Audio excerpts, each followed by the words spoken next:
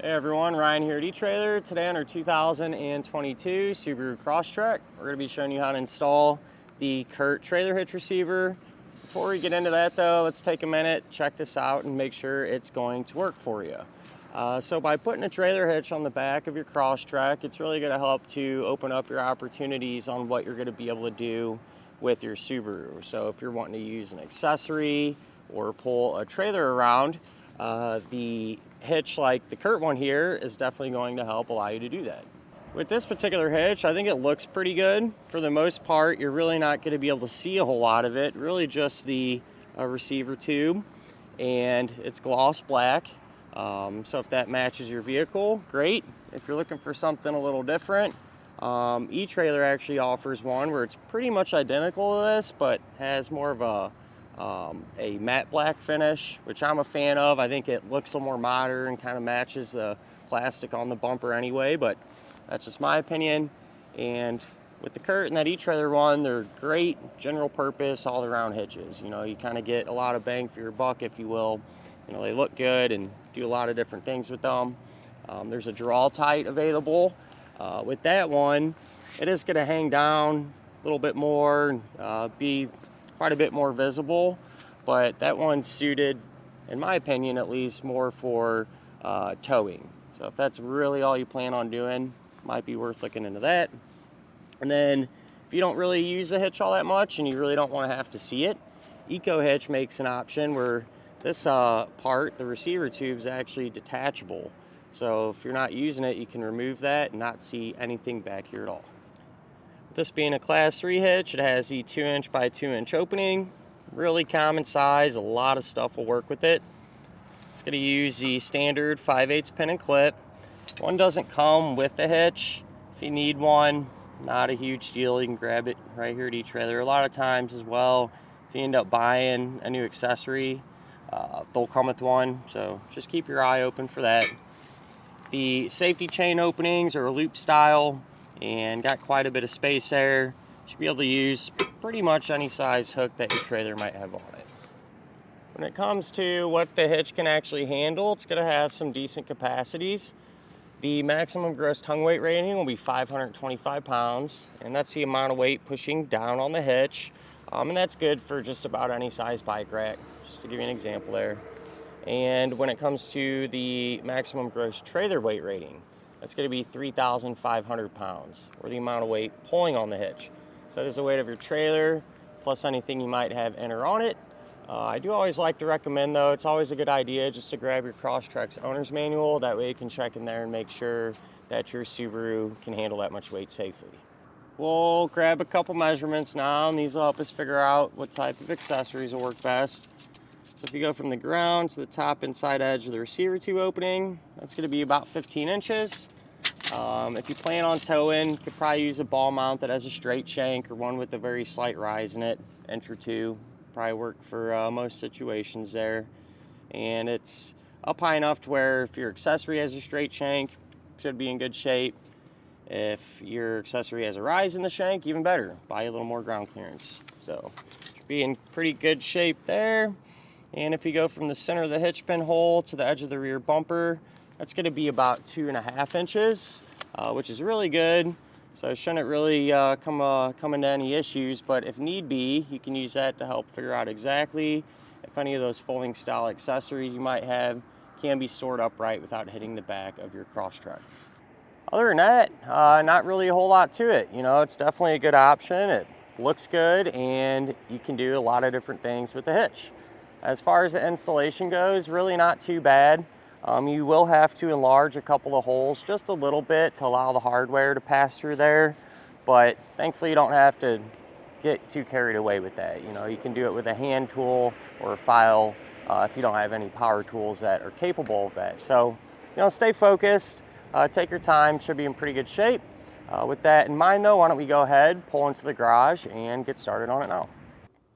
To begin our installation, we're going to be working underneath the back of our Subaru, and we're going to focus our attention on the bottom of our frame rails. And whatever we do to one side of our vehicle, we're also going to do to the other side, because it'll be set up the same way. We're going to have 2 rubber plugs that we can remove. So So this one here, you can just take a screwdriver or something and pop that out. And you'll have this one. And then what I did, which you can do too if you want, this area here, our hitch kind of is going to sit right there, and sometimes you have a bunch of sealer kind of piled up on there. If you want, sometimes it makes it easier to get it installed. You can take a scraper or something like that and just kind of work some of that sealer off and get it out of the way. The hardware that we're going to use will be a spacer block and a carriage bolt, and that's going to go in the frame rail. The problem is this access hole there isn't quite large enough to allow that block or the head of the bolt to fit through. It's just a little too small. So we do need to enlarge that. That way we can get this stuff in the frame. If you have a power tool that can do it, definitely makes it faster. I'm just gonna use a grinding bit. But I've used hand files in the past, and you really don't have to take out a whole lot. Usually you can just kind of pick one side of the circle, you know, bump it out a little bit, and on the opposite side do the same thing, and that buys you enough space to get the hardware in there.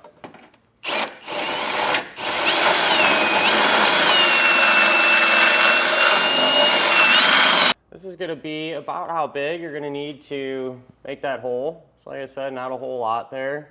Just want the head of the bolt to be able to pass through, as well as that spacer block. And since we did expose some bare metal, not a bad idea to protect it. So I've got a primer paint stick here that I'm going to use. You can also use spray paint or whatever you got. Something's better than nothing for sure, but put a coating on the bare metal to help protect it against rust, and we'll give it a few minutes to dry and come back and get our hardware in. To get the hardware in there, you can take a pull wire, and it's going to come out of this attachment point. And so I like to kind of put a bend in it. It just makes it easier. You'll see why in a moment here, but you take the coiled end, put it through that hole there, push it towards the back until it drops out of the access hole there. Sometimes, you know, I got pretty lucky, it came right out. Sometimes you will have to kind of reach up there and grab it. But what you'll do, take your spacer block, slide that on, thread on a carriage bolt,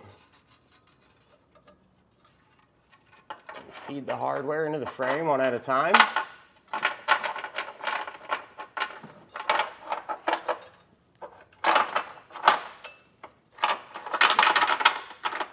Until you get that bolt to drop down through there. And then for this point there, what you can do is just take your fish wire and put a spacer block on and a carriage bolt, and we're going to reverse fish wire this. So you'll put the head of the bolt up through first, then the spacer block, and drop it back down. The hardware that we're going to put on the bolts once the hitch is in place, it's going to be the same for all the attachment points. So you'll just have this flange nut when the hitch is up and the bolts are through. You know, you can remove the pull wire and thread this onto the bolt. Before we get the hitch up, what you want to do is take this style of spacer block. So there's going to be 2 of them, and you can use some tape to attach it to this forwardmost attachment point on our hitch. So it'd be this end that's closest to the front of the vehicle.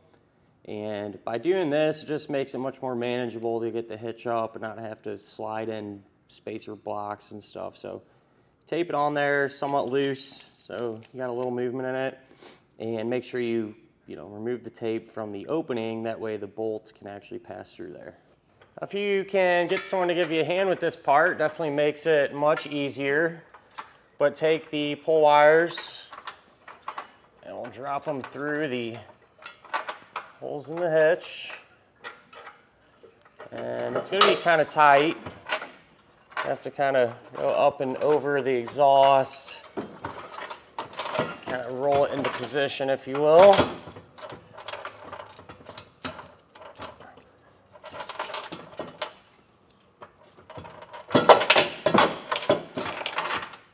Work your way around all the hangers and everything.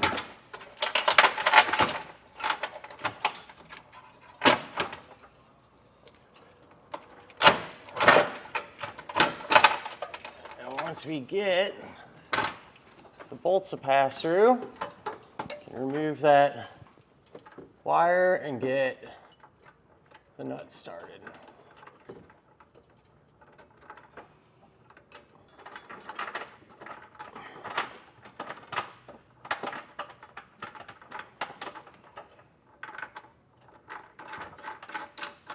Once everything's in place and hand tight, you can come back with a 3/4 inch socket and snug everything down.